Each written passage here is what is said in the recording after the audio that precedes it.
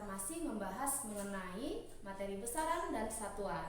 Nah, persiapkan buku paket kalian, buku tulis IPA dan juga alat tulis supaya kalian dapat menulis apa-apa saja yang Ibu sampaikan kepada kalian. Baiklah, untuk lebih berkah lagi pelajaran kita kali ini, kita awali dulu dengan lafaz basmalah. Bismillahirrahmanirrahim. Nah, ayo ingat kembali pelajaran sebelumnya tentang besaran dan satuan, ya. Besaran apa artinya? Ya, yaitu segala sesuatu yang dapat diukur. Sedangkan satuan ialah acuan yang memiliki nilai. Sebelum kita masuk ke dalam macam-macam besaran, kita bahas dulu yang namanya awalan dalam satuan sistem internasional. Nah, pada setiap jenis ukuran memiliki satuan dasar. Contohnya itu besaran panjang. Satuannya apa? Ya, meter.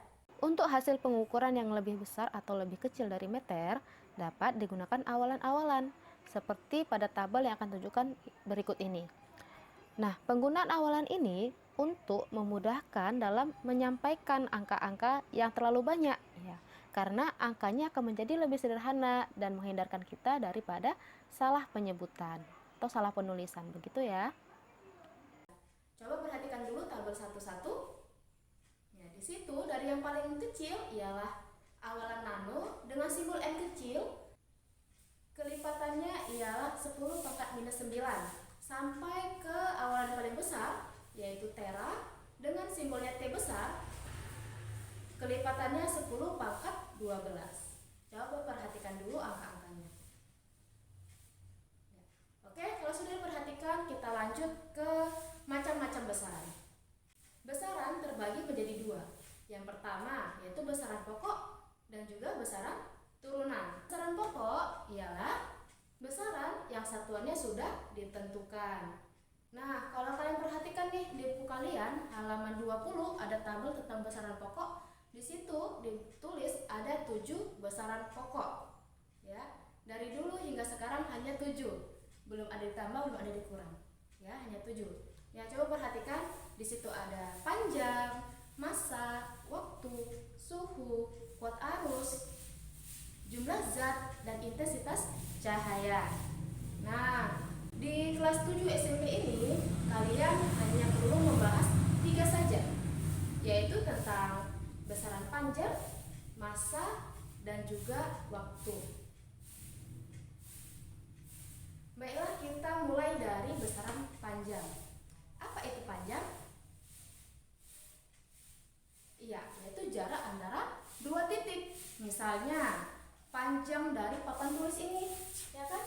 Berarti yang dihitung adalah dari titik yang satu ini sampai ke titik yang ujungnya. Itu panjang.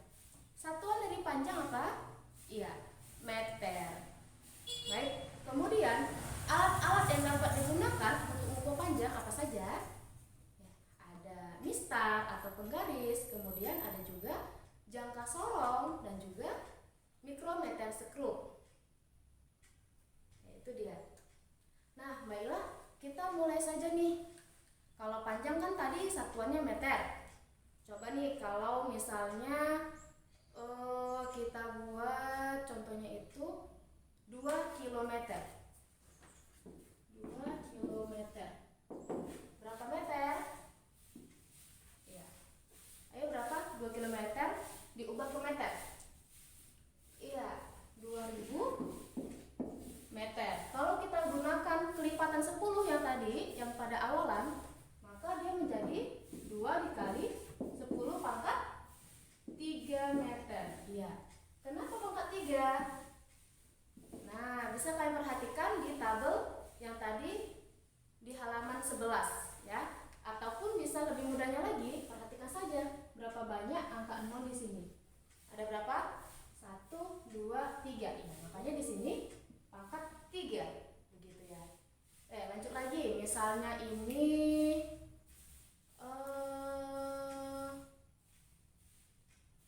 mikrometer, ya. Perhatikan juga tabel di buku kalian. Misalnya 5 mikrometer.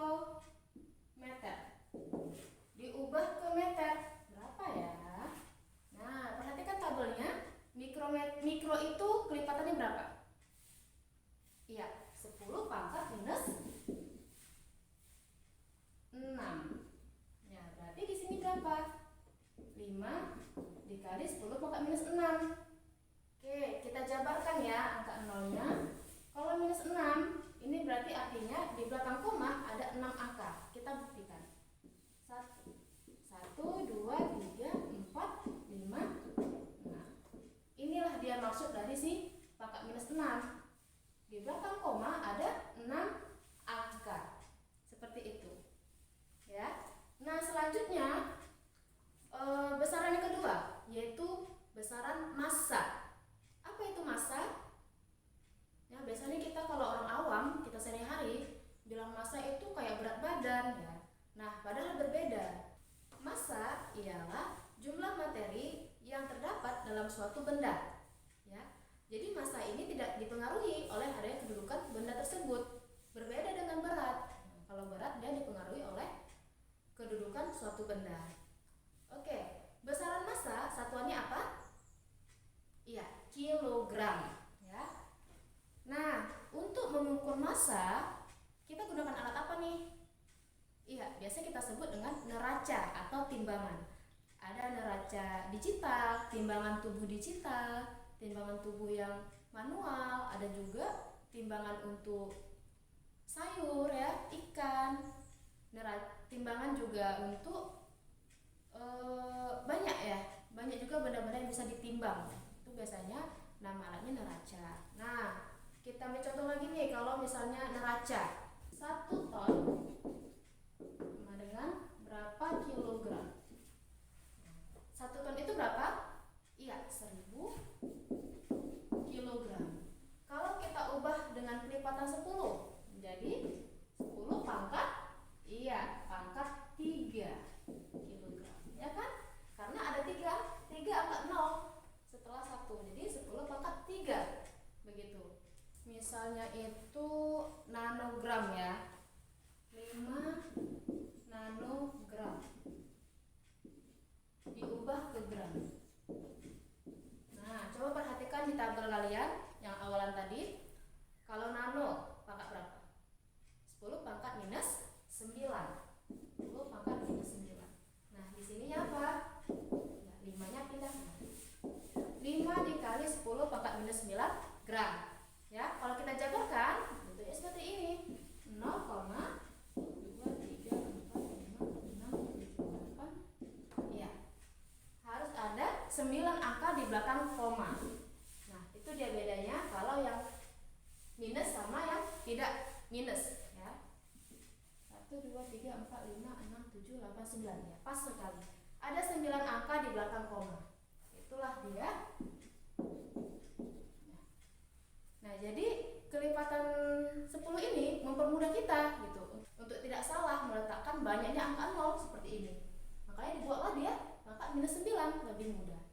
Oke, kita lanjut ke besaran pokok waktu. Nah, waktu apa itu?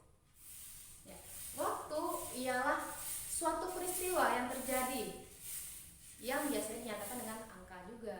Nah, waktu ini satuannya ialah sekon atau bahasa Indonesianya detik gitu. Nah, alat-alat yang bisa mengukur waktu apa aja? Ya, jam tangan, jam dinding, stopwatch, apalagi ya? HP ya, di HP kita atau HP kalian nih sudah ada jamnya, ya kan? Nggak perlu lagi pakai jam tangan, sudah ada jam di dalam HP yang menunjukkan waktu. Nah, kalau menyangkut tentang waktu nih, yang biasanya kita ketahui bersama-sama ialah dalam satu hari berapa jam? 24 jam. 1 menit berapa detik? Oh, maaf, 1 jam berapa menit? Ya, 60 menit. 1 menit berapa detik? Berapa ayo? 60 detik. Ya, jadi kalau satu hari berapa detik ya?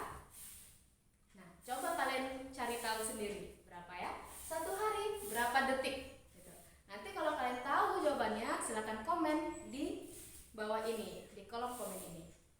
Nah, coba nih kita pakai awalan lipatan tadi. Contohnya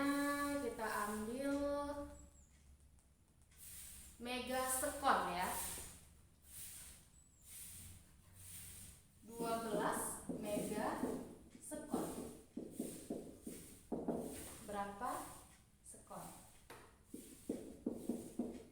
Oke, perhatikan tabel halaman 11. Kalau mega, kelipatannya berapa? 10 pangkat 6. 10 pangkat 6. Berarti 12-nya pindah. 12 dikali 10 pangkat 6. Kita jabarkan. Jadinya 12. Nolnya ada berapa? Iya, 6. 1, 2, 3, 4, 5, 6 sekon. Nah, jadi berapa dia kalau kita sebutkan? 12 juta sekon, ya. Oke, coba lagi misalnya milisekon. Nih, milisekon kita buat 7 milisekon. Bedakan ya, mana yang mega, mana yang mili. Kalau mega dia pakai simbol M besar, kalau mili pakai M kecil. 7 milisekon diubah ke sekon. Nah, mili berapa dia kelipatannya, Kak? Abang? Iya, minus 3. Jadi 10 pangkat minus 3. Di sini 7. 7 dikali 10 pangkat minus 3 sekon. Oke, kita jabarkan ya. Menjadi 0,2. Ya. Ya, ingat ya. Kalau minus, dia melihat ada berapa banyak angka setelah koma. Seperti ini. Ini kan 7 kali 10 pangkat minus 3. Yang artinya minus 3 ini adalah berapa banyak angka yang ada di belakang koma. Ya, jadi seperti ini, 0,007 ya. Karena ada 3 angka kan di sini. Ya, sama dia. Begitu. Oke, kakak-kakak, abang-abang sudah paham? Ya, insya Allah paham ya, Kak. Nah, untuk besaran pokok bisa kalian perhatikan lagi di halaman 20, tabel besaran pokok. Bisa tuh kalian ingat-ingat, kalian hafal-hafal sambil jalan, sambil makan, sambil apa, kalian ingat-ingat besaran pokok. Dan besaran pokok itu sampai kapanpun hanya segitu dan satuannya hanya itu. Jangan diganti-ganti. Kalau mau diganti ya pakai ini tadi, diubah. Yang pakai awalan-awalan tadi. Dari meter bisa diubah kilometer, ke megameter, terameter gitu. Atau watt gitu. Bisa kita ubah-ubah, ya Kak. Nah, tadi sudah Ibu kasih 3 contoh nih, ya. Semoga kalian bisa berlatih di rumah, mengulang-ulang kembali contoh yang Ibu berikan. Baik ya, kakak dan abang. Baiklah kakak-kakak dan abang-abang, tadi kalian sudah melihat tentang besaran-besaran pokok. Nah, sekarang besaran-besaran yang dapat diukur selain yang 7 tadi ya, besaran pokok, termasuk ke dalam besaran turunan. Nah, apa itu besaran turunan? Ya, jadi besaran turunan itu ialah besaran-besaran yang diturunkan dari besaran-besaran pokoknya. Nah, contohnya nih, luas dari meja. Ya, kalau meja kalian berbentuk persegi, maka luasnya merupakan hasil perkalian panjang dengan lebar. Nah, coba perhatikan nih, panjang dan lebar merupakan besaran pokok panjang. Nah, di dalam sistem internasional yang tadi tabel yang panjang itu ya, panjang diukur dengan satuan meter. Jadi, luas dalam sistem internasional memiliki satuan meter dikali meter atau meter persegi kuadrat ya. Nah, berikut ini Ibu akan berikan tabel dari besaran-besaran turunan. Besaran turunan satuan. Nah, besaran turunan luas satuannya meter kuadrat. Volume satuannya meter kubik. Massa jenis satuannya kilogram per meter kubik. Kecepatan satuannya meter per sekon. Percepatan satuannya meter per sekon kuadrat. Gaya satuannya kilogram kali meter per sekon kuadrat. Usaha satuannya kilogram kali meter kuadrat per sekon kuadrat. Daya satuannya kilogram dikali meter kuadrat per sekon kubik. Tekanan satuannya kilogram dikali meter per sekon kuadrat. Dan momentum satuannya kilogram dikali meter per sekon. Nah, itulah macam-macam besaran turunan beserta satuannya. Ya, coba diamati lagi. Dibedakan dengan besaran pokok yang tadi ya, Kak, Abang. Nah, pelajaran ini tentang pengukuran itu juga terdapat di dalam Al-Quran, Quran Surah Hud ayat 85, yang menjelaskan untuk kita dapat berlaku adil, melakukan kegiatan timbangan ya yang adil gitu, tidak boleh berat sebelah, ya, harus seimbang. Nah, untuk itulah di dalam IPA digunakan namanya sistem internasional, ada satuannya, supaya segala sesuatu pengukuran dapat berlaku dengan adil. Nah, begitu juga dengan cara kita beribadah kepada Allah. Kita harus adil nih. Ketika sholat, ya harus ingatnya Allah. Ketika kita belajar, ya ada juga ingat Allah gitu kan. Nah, tapi jangan pula begitu kita sholat, seharusnya ingat Allah, kita malah ingat yang lain-lain gitu, tidak khusyuk. Itulah yang perlu dilakukan, adil ya, melakukan kegiatan yang adil gitu, adil kepada Allah, adil kepada manusia yang lain, ibu, ayah, teman-teman kita. Jangan pula ketika kita sedang belajar nih, misalnya sedang belajar IPA, pikiran kita malah memikirkan yang lain begitu, kan itu tidak adil. Sebaiknya kalau kita sedang belajar IPA, maka fokuslah pada pelajaran IPA saja gitu, ikuti apa penjelasan gurunya, dengarkan dan dilaksanakan di kehidupan sehari-hari. Begitu ya kakak dan abang. Ya, semoga kalian dapat memahami apa yang disampaikan ini.